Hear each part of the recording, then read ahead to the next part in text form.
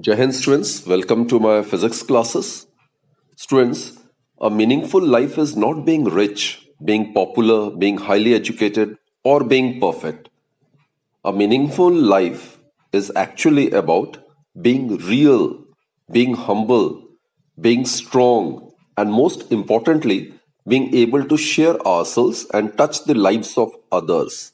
It is only then that we could have a full, happy, and contented life. With that positive note, students, let's begin today's session. Today we are going to discuss about coefficient of restitution, and then we will also discuss the inelastic collision in one dimension. Students, in order to study inelastic collisions, we define a term which is known as coefficient of restitution. So let's first discuss the coefficient of restitution. It will be denoted by a small letter e. It is also known as the coefficient of resilience, right? So let us consider these to be two bodies. This is body A. Suppose it is moving with velocity u1, right? And this is body B. Let us consider this to be moving with velocity u2. Then students, we are aware the velocity of approach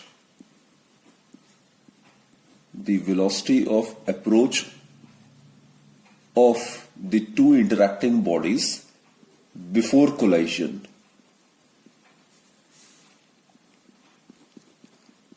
it is equal to u1 minus u2. We are aware of it, isn't it? Now after collision, students, suppose body A starts moving with final velocity v1 and body B starts moving with final velocity v2.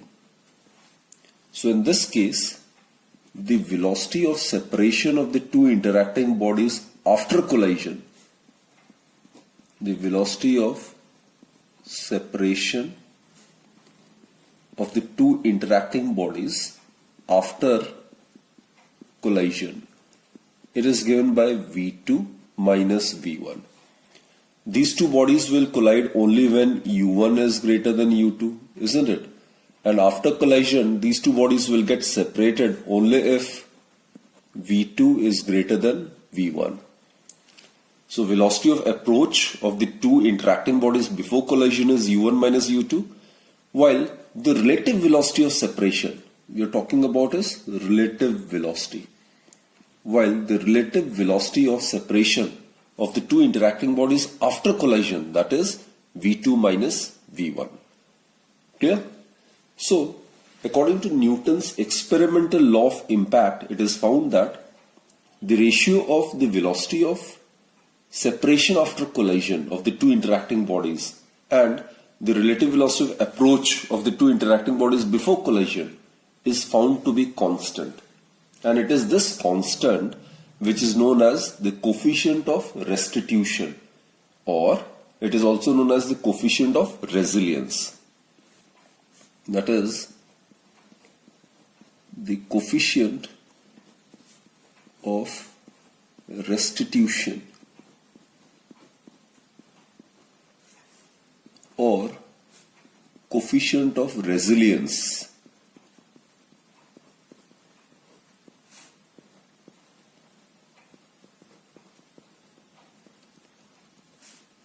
E, small letter e, it's given by the ratio of the relative velocity of separation after collision to the relative velocity of approach before collision. That is, E is given by v2 minus v1 divided by u1 minus u2. So this is the expression for the coefficient of resilience or the coefficient of restitution. This is the term which we will be making use of in inelastic collisions. During elastic collisions, we are aware these two are equal. Therefore, the value of coefficient of resilience for elastic collision would be equal to 1, right? So students, what to do is, for an inelastic collision,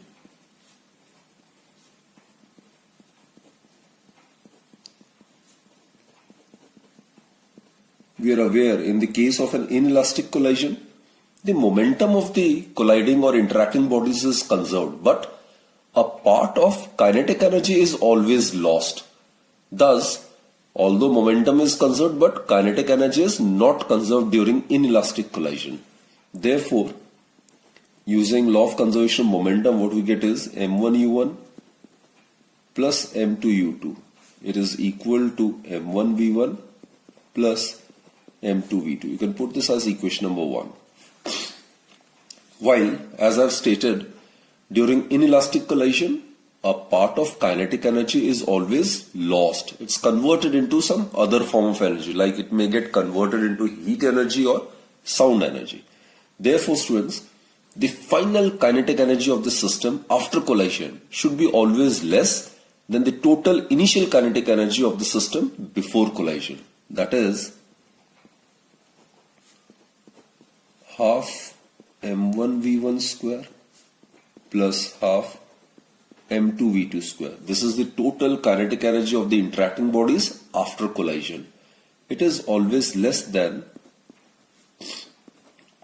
half m1u1 square plus half m2u2 square. This is the total kinetic energy of the interacting bodies constituting the system before collision, right?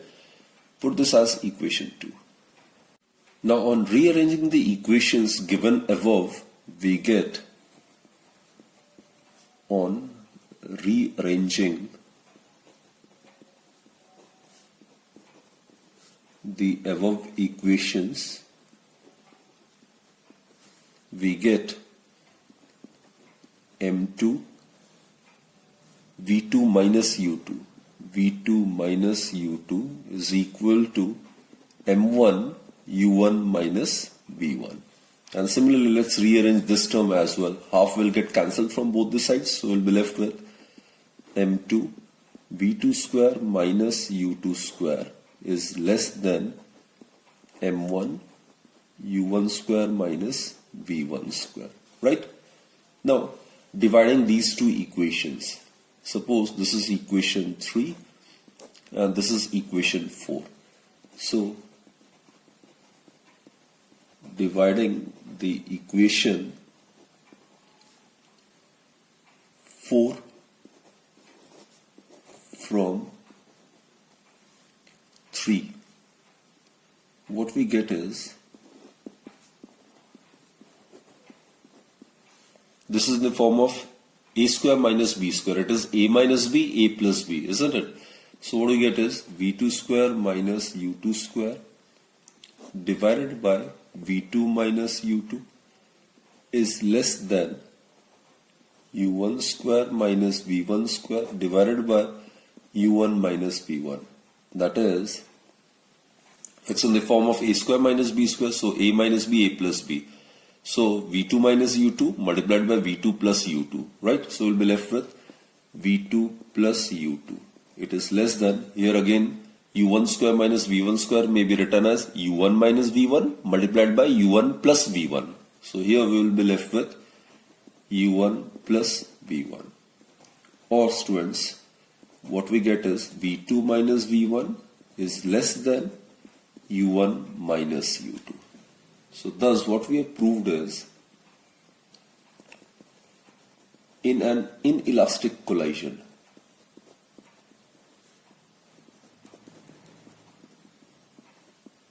this is the relative velocity of separation, right? So in an inelastic collision, the relative velocity of separation of the two interacting bodies after collision is always less than the relative velocity of approach.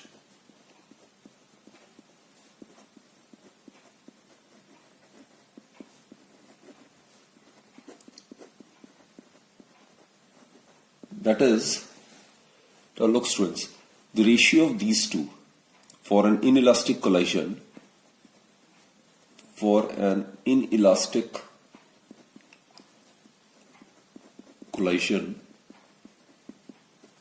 the ratio of these two, that is v2 minus v1 divided by u1 minus u2 would be less than 1.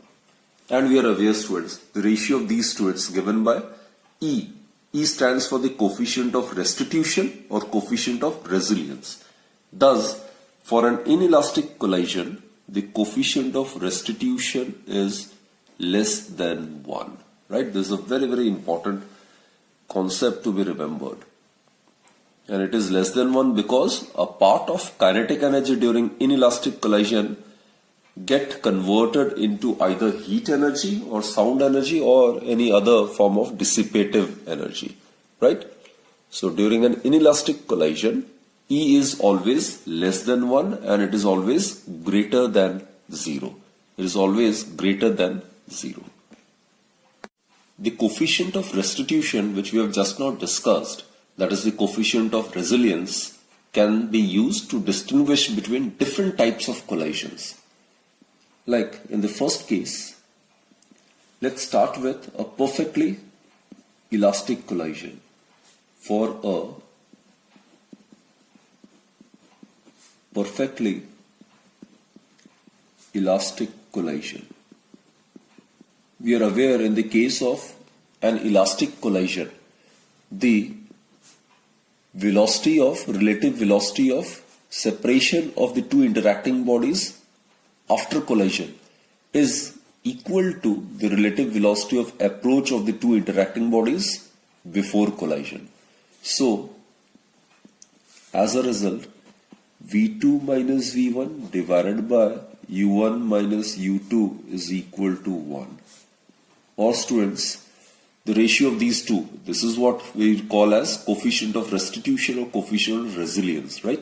So, E is equal to 1 for a perfectly elastic collision. And we have discussed example for this as well. Like, there is no loss of kinetic energy during such cases, right? A body, when dropped from a certain height, shall rebound to the same height. Again, I repeat, students, for a perfectly elastic collision, there is no loss of kinetic energy. A body which is dropped from a certain height, it shall rebound to the same height. So E is equal to 1 in the case of perfectly elastic collision. Now let's consider for an inelastic collision. For an inelastic collision.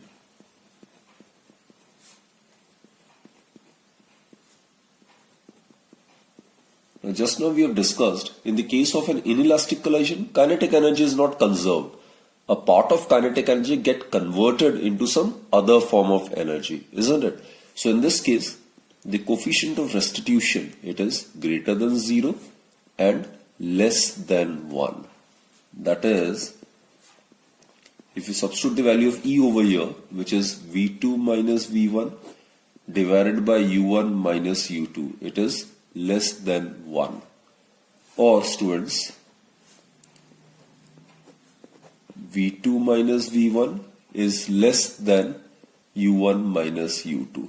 What I mean to say is that in this case, the relative velocity of separation of the interacting bodies after collision is found to be always less than the relative velocity of approach of the two interacting bodies before collision. So for an inelastic collision, the collisions which takes place in our daily life are of inelastic nature. The coefficient of restitution, its value lies between 0 and 1. Right? So in such a case, the bodies generally, they are neither perfectly elastic nor perfectly inelastic. Clear? So obviously a body, when it is dropped from a certain height, it shall never be able to rebound to the same height. It will tend to lose its height. So that is, in an elastic collision, the two bodies possess a non-zero velocity of separation, which is always less than the velocity of approach. Now let's consider the third type of collision, which is for a perfectly inelastic collision. Now students, this also theoretically we have discussed, isn't it? In the case of a perfectly inelastic collision, the two interacting bodies, it tend to stick together. It tend to stick together after the collision, and hence they start moving with a common velocity. That is, the relative velocity of separation is zero in the case of perfectly inelastic collision, right? So in the case of perfectly inelastic collision, the two bodies after suffering collision stick together and tend to move with a common velocity. That is, in this case, V2 is equal to V1. Therefore, students, if V2 is equal to V1, then E would be equal to 0. The relative velocity of separation of the two interacting bodies in the case of perfectly inelastic collision would be 0. And hence, the coefficient of restitution would be equal to 0. Right? So, for a perfectly inelastic collision, the value of small e is 0. So in this case, the bodies stick together and they have 0 relative velocity of separation. So E will become 0. There is still another type of collision which is known as superelastic collision. For a superelastic collision,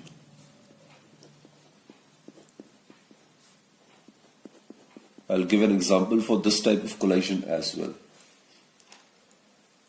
Now, for a superelastic collision, students, the value of coefficient of restitution or resilience is always greater than 1. In this case, the relative velocity of separation is greater than the relative velocity of approach of the two interacting bodies before collision. Now, best example is that of a cracker which is forcefully struck against the ground, right? So I'll write down the example over here. The case of a cracker, superelastic collision. The case of a cracker which is forcefully struck against the ground.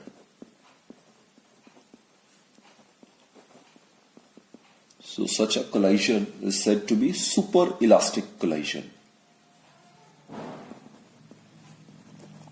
In that case, the relative velocity of separation, of the interacting bodies is found to be greater than the relative velocity of approach, right? Now students, let us discuss the coefficient of restitution between a ball and the ground, right? Suppose that a ball falls from rest onto the ground from a height h and it bounces to height h dash. Clear, students? So this ball is considered to be body A and the ground is considered to be body B, right? And coefficient of restitution, we are aware it's given by V2 minus V1 divided by U1 minus U2. Clear, students? This is the formula for the coefficient of restitution. Now, the ground, it is initially at rest and after collision also, it will remain at rest. While on the other hand, just before collision, this ball, which is ball or body A, will have velocity u1. And students, using equations of motion, we can easily find out the velocity of ball just before hitting the ground. It will be given by square root of 2gh, isn't it? So basically you can make use of law of conservation of energy or you can make use of equations of motion. When it comes down, all its potential energy will get converted into kinetic energy. So mgh would be equal to half m u1 square. So that will give us u1 equals to square root of 2gh. Clear? Therefore, the relative velocity of approach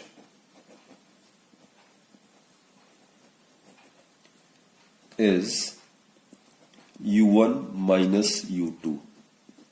u2 is 0 and u1 is square root of 2gh. Similarly, students, the relative velocity of separation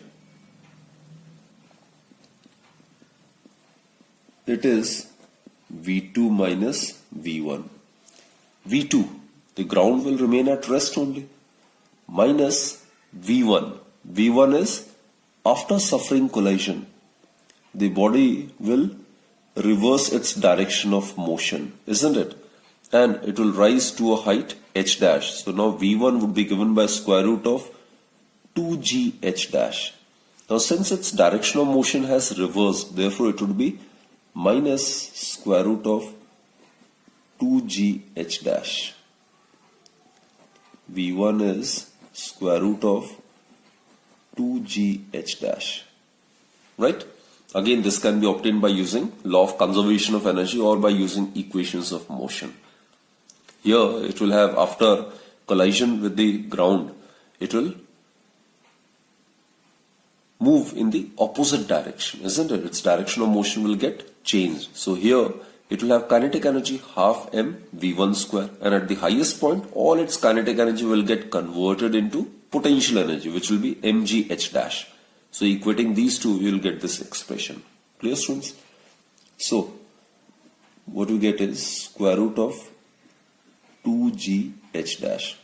This negative sign suggests that after collision, the body A has reversed its direction of motion. Therefore, the coefficient of restitution between a ball and the ground would be given by square root of V2 minus V1, which is square root of 2g h dash, divided by U1 minus U2, which is square root of 2g h. That is, E is equal to square root of h dash divided by h. So this is a very, very important formula from numerical point of view.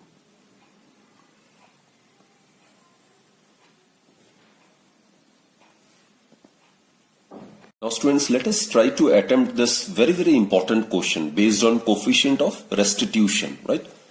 A small ball, suppose it is A, is dropped from a height h onto a very heavy metal plate. Suppose it's represented by body B.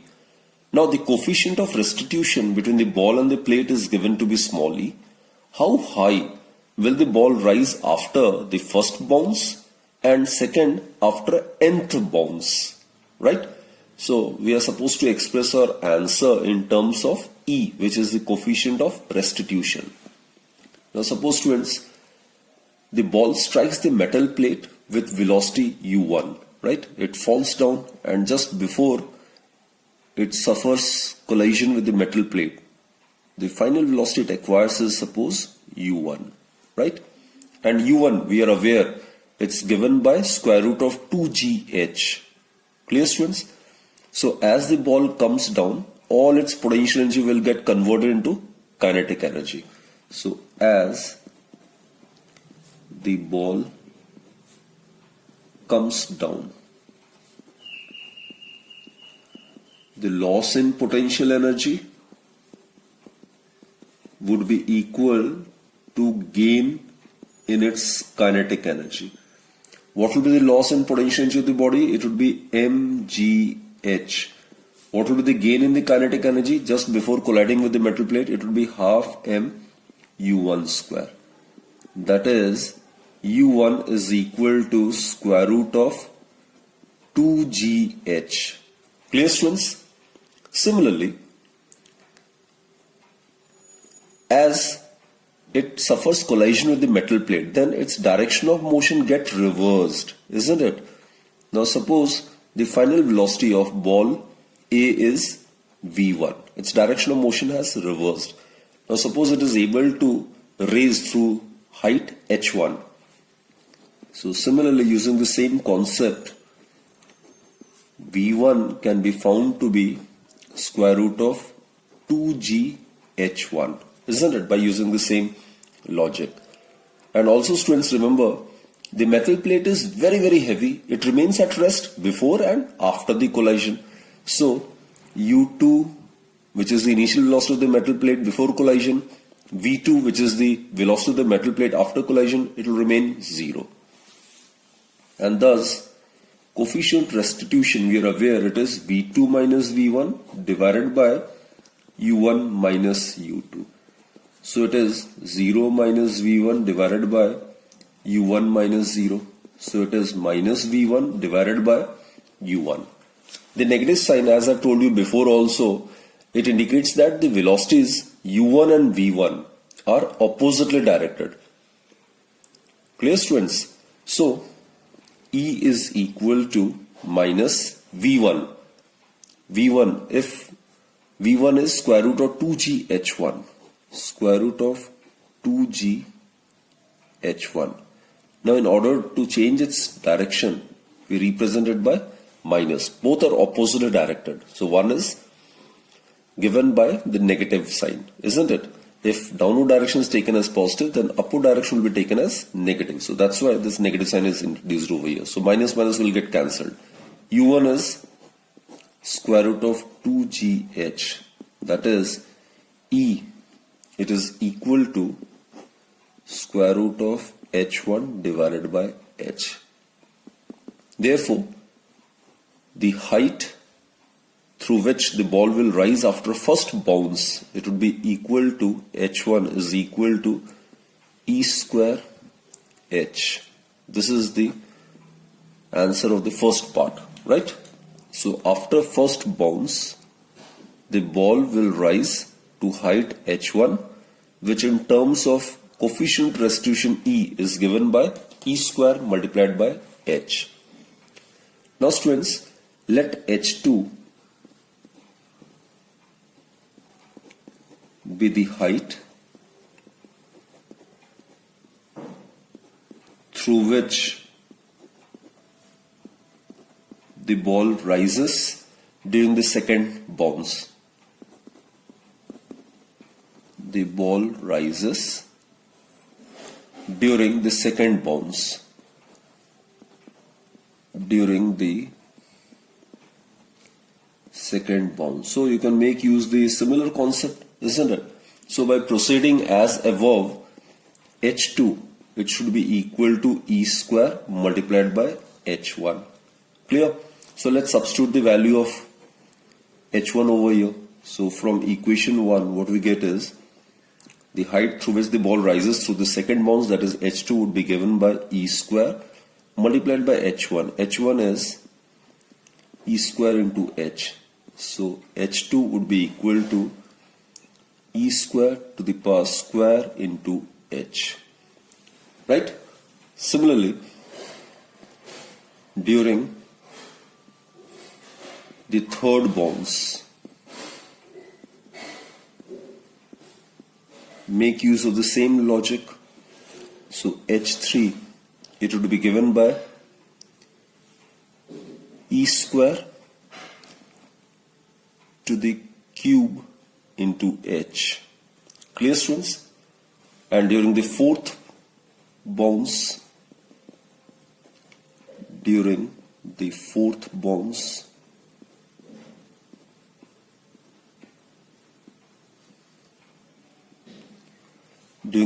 bounce, the ball will rise to a height, say h4. It will be given by E2 to the power 4 into h. So similarly, proceeding, we can easily conclude that the height attained, let's generalize it.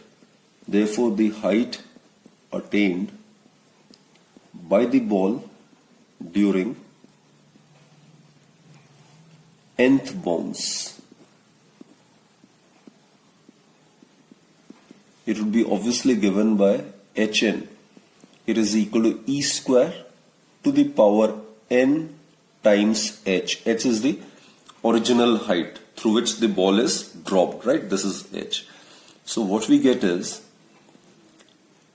height attained by the ball during nth bounce would be hn is equal to e to the power 2n multiplied by h. So students, this is a very important formula. You can make use of this formula directly while solving questions related to the coefficient of restitution, right? Especially in MCQ type questions, this formula will be very helpful to you all. So students, we have in this session discussed the coefficient of restitution in detail, and also we have discussed the value of coefficient of restitution during different types of collisions. So that's it for this particular session. Hope you have understood all the concepts which has been taught to you during this session. And do join me in my next lecture then, right? Till then, do take very good care of yourself. Thank you.